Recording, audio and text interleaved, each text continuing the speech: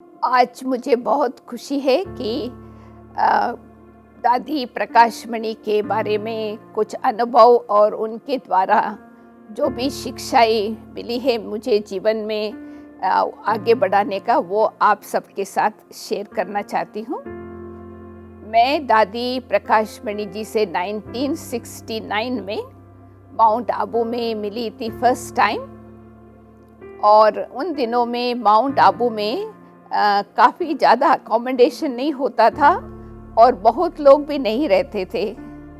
और मैंने जब फर्स्ट टाइम दादी प्रकाशमणि को देखा कि हेड ऑफ द इंस्टीट्यूशन, और फिर इतनी सिंपल रीति से रहते थे, डॉर्मेंट्री टाइप के रूप में 6 लोगों के साथ दादी भी एक खटिया में सोती थी।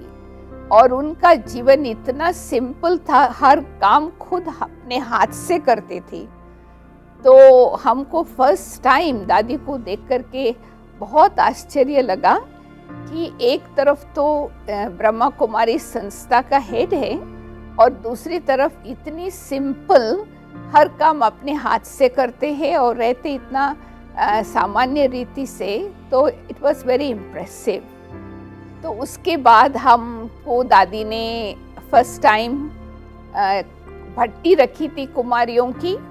तो उसमें 2 मास की भट्टी थी, परंतु मैंने 1 मास भट्टी अटेंड किया। उसमें भी दादी जान की और दादियों का भी क्लास होते थे। परंतु दादी प्रकाशमणि का जो शेयरिंग और कुमारियों के प्रति जो दादी की आशाएं थी बहुत ऊंची। और हम सबको दादी ने बहुत बहुत एनकरेज किया कि आप सभी अपनी जीवन को ऐसे आदर्श बनाना चाहिए ताकि जहाँ भी आप सेवा पर जाओ तो आप उनके सामने एक एग्जाम्पल रहे। तो वैसे तो हम कई बार दादी से मिलते रहे। तो एक बारी दादी ने, जब हम विदेश सेवा पर गई उसके बाद दादी ने मेरे को बुलाया एक दिन। उसी दिन शिवरात्रि की तैयारी हो रही थी, अव्यक्त बाप दादा आने वाला था। तो दादी ने मुझे कहा, मीरा आपको सिंगापुर जाना है, वहाँ से निमंत्रण मिला है, वहाँ शिवरात्रि का प्रोग्राम है। और मुझे कभी भी बड़ों को ना करने की आदत नहीं थी, तो मैंने हाँ कह दिया। तो फिर हम दादी के कहने अनुसार हम सिंगापुर चले गए। पर दिल में इच्छा थी बाप दादा से मिलने का शिवरात्रि में। एनीवे, वहाँ पर हम पहुँची, कुछ ही घंटा हुआ तो सिंगापुर से टेलीग्राम आया कि प्रोग्राम कैंसिल हो गया। तो फिर हम रुकी नहीं, क्योंकि बाप दादा का प्रोग्राम था ना। तो फिर हम नेक्स्ट फ्लाइट लेके वापस आ गई। तो जब हम माउंट आबू में पहुँची पांडव भवन आंगन में, तो दादी वहाँ पर बैठी थी कुर्सी पर। और मुझे देख करके दादी कहती, देखा मीरा, आज्ञाकारी बनने में कितना फायदा है। तुम्हारी भी इच्छा पूरी हुई और दादी की दिल पर भी चढ़ गई। मना आज्ञाकारी बनने से बड़ों की कितनी फायदा है, तभी मैंने अनुभव किया। और वैसे दादी हमारे लिए तो दादी एक रोल मॉडल है। जब से हमने फर्स्ट टाइम दादी को देखा था, तब से लेकर जैसे मुझे मन में ये विचार आ रहा था कि हमको इनके जैसा बनना है, तो तब से लेकर दादी मेरे जीवन के लिए रोल मॉडल बन गई थी। और जैसे जैसे दादी के समीप आते रहे, हमने ये अनुभव किया कि दादी जैसे कि लिविंग एंजल। एंजल्स के बारे में हम सोचते हैं, देखते हैं, सुनते हैं, एंजल ऐसा चलता है, एंजल ऐसा बोलते हैं। परंतु प्रैक्टिकली हमने दादी के संपर्क में अनुभव किया कि जैसे हम एंजल के साथ चल रहे हैं, एंजल के साथ बोल रहे हैं। सो जैसे कि दादी यहाँ होते हुए भी जैसे कि यहाँ है नहीं, और खास करके जब दादी के शरीर छोड़ने के कुछ साल पहले और डीपनेस में ये फीलिंग होती थी मुझे, जैसे कि अगर भगवान को साकार में देखना है तो इस दुनिया में दादी को देख सकते हैं। वैसे तो अव्यक्त बाप दादा दादी गुलजार के तन में तो आते हैं, परंतु प्रैक्टिकली साकारी दुनिया में परमात्मा कैसे कार्य चलाते हैं, तो मेरे लिए तो दादी साकार में भगवान का रूप थे। परंतु कभी भी अटैचमेंट नहीं था, परंतु बहुत बहुत दादी के लिए एक एक कदम में दादी क्या करती है, कैसे समस्याओं को हल करती है, कैसे सबके दिल जीत लेती है, वो हम देख रहे थे। एक विशेषता मैंने दादी से नोट किया कि दादी सबके लिए अवेलेबल है, चाहे छोटा हो, बड़ा हो, बूढ़ा हो। ये सीन तो हमको कभी भूल नहीं सकते। दादी मुरली सुना करके ओम शांति भवन में नीचे आती थी और आंगन में चेयर पर बैठ जाती थी, और हर एक ब्राह्मण की इच्छा होती थी कि हम दादी से ओम शांति करें, और जितने लोग दादी को ओम शांति करते, हर एक को दादी रेस्पॉन्ड करती थी, और हर एक को ऐसा फील होता था कि मेरी दादी है। यानी संस्था का हेड आप सोचिए, और इतना सामान्य रीति से हर एक से मुलाकात करने को उनको टाइम है। कोई संस्था में हम जाते हैं ना, हेड से मिलने के लिए कितना दिन वेट करना पड़ता है। तो माना she was a leader by example. तो कभी दादी ने ये नहीं कहा कि मैं संस्था का हेड हूँ। एक बार हंसी में दादी ने कहा कि अगर मैं संस्था का हेड समझूं ना, तो मेरे को हेडेक आ जाए। मैं तो ऐसा समझती हूँ, मैं स्टूडेंट हूँ, आप सभी टीचर्स हो, तो बाबा मुझे अपनी अंगुली पकड़ करके चलाता है, मैं तो कुछ करती नहीं हूँ। और हमने प्रैक्टिकली देखा दादी के जीवन में रेस्पॉन्सिबिलिटी एंड लाइटनेस, यानी इतनी रेस्पॉन्सिबिलिटी है, एंड डाउन टू अर्थ। यानी मकान बनाते हैं, उसका कितना इंचेस, कितना जगह है और कितना कॉस्ट होता है, और फिर टोली बनाते हैं, एक एक टोली पीस का कितना प्राइस होता है, माना डाउन टू अर्थ इंफॉर्मेशन दादी को पता है। इतनी रेस्पॉन्सिबिलिटी, फिर लाइटनेस। अभी अभी सीरियस बातें करते रहेंगे मीटिंग में, अभी अभी देखो तो हंसते बहलते नाचते गाते रहेंगे। तो ये भी एक बहुत अच्छा हमको सीखने को मिला कि हम जितनी भी रेस्पॉन्सिबिलिटी हो, सदैव लाइट रहना है।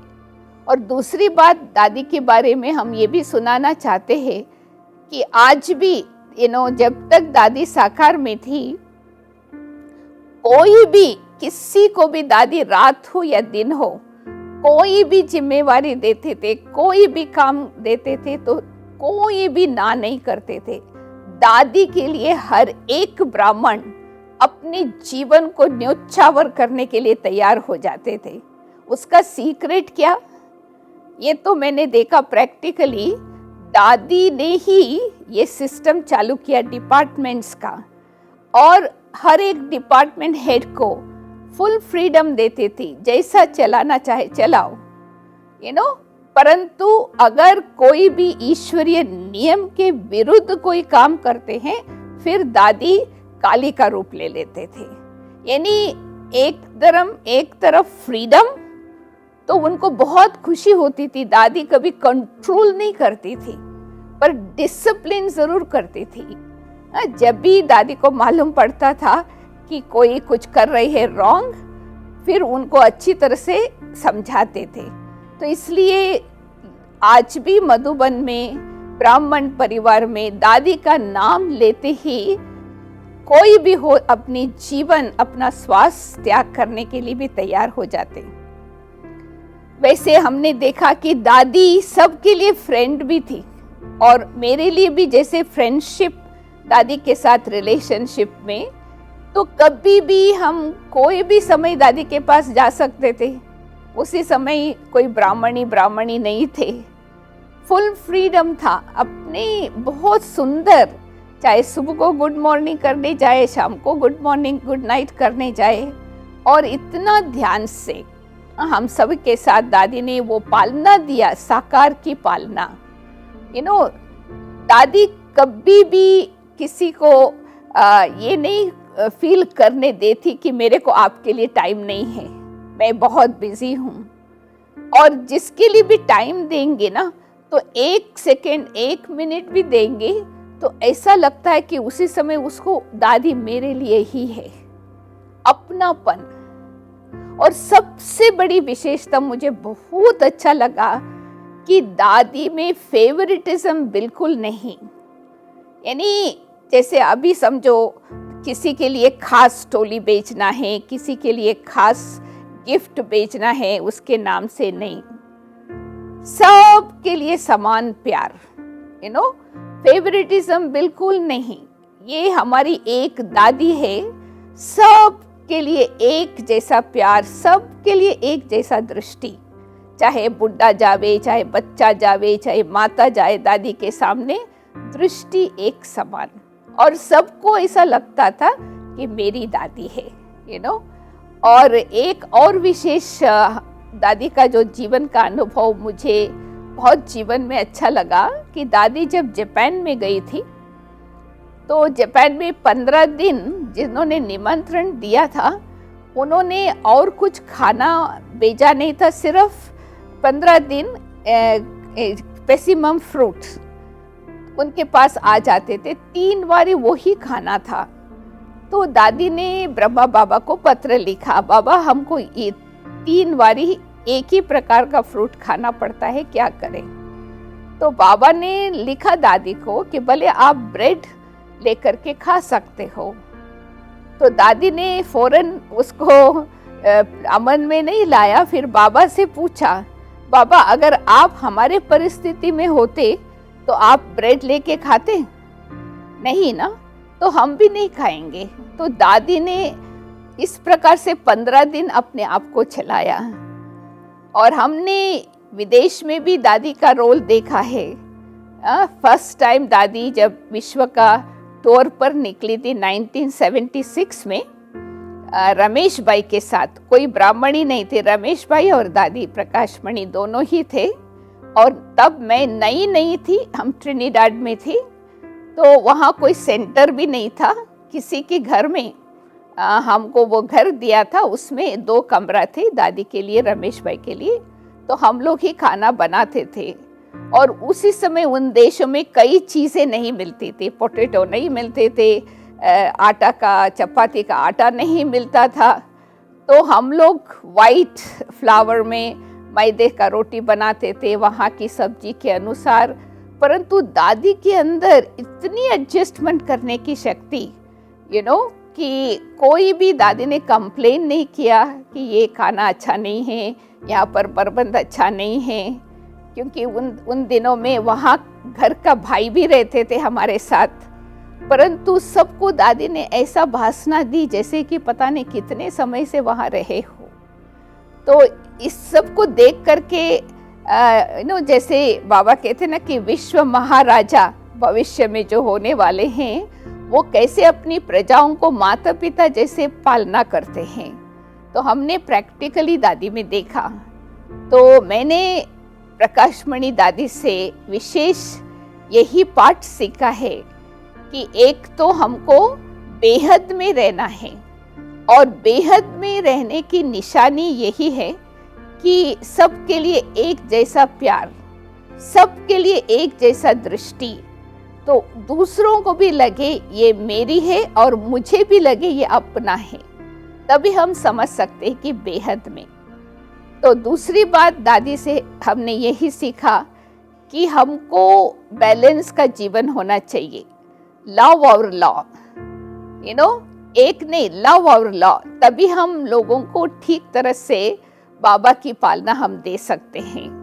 और हमने प्रैक्टिकली ये भी देखा, बाबा के बाद दीदी और दादी, मनमोहिनी दीदी और प्रकाशमणि दादी, दोनों का आपस में इतना संबंध, नजदीक संबंध था। तो यज्ञ में हम सभी कहते थे एक आत्मा 2 शरीर, माना उनकी ओपिनियन में, उनकी बातों में कोई डिफरेंस नजर नहीं आता था।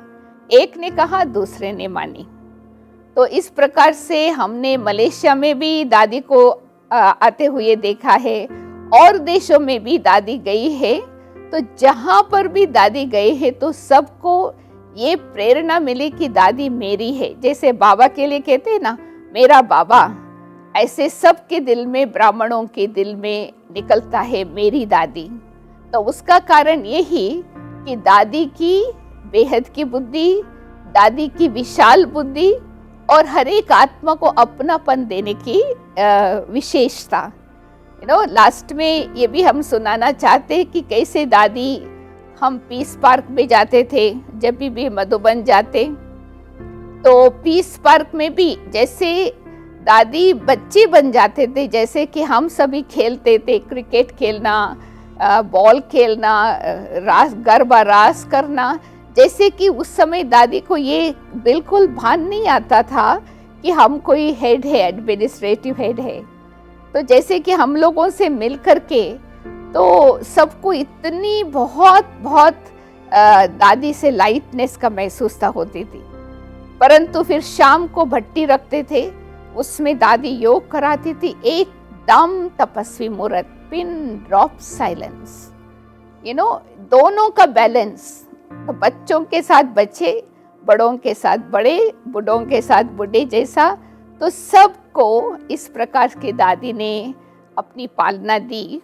और अंत में कुछ साल पहले, दादी अव्यक्त होने के कुछ साल पहले, दादी ने बोलना बंद कर दिया था, एकदम साइलेंस में चली गई थी।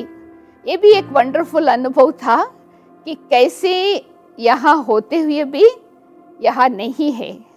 तो दादी ने जो सिस्टम चालू किया था डिपार्टमेंट्स का, वो सब सुचारू रूप से चल रहे थे, जैसे कि दादी है ही नहीं।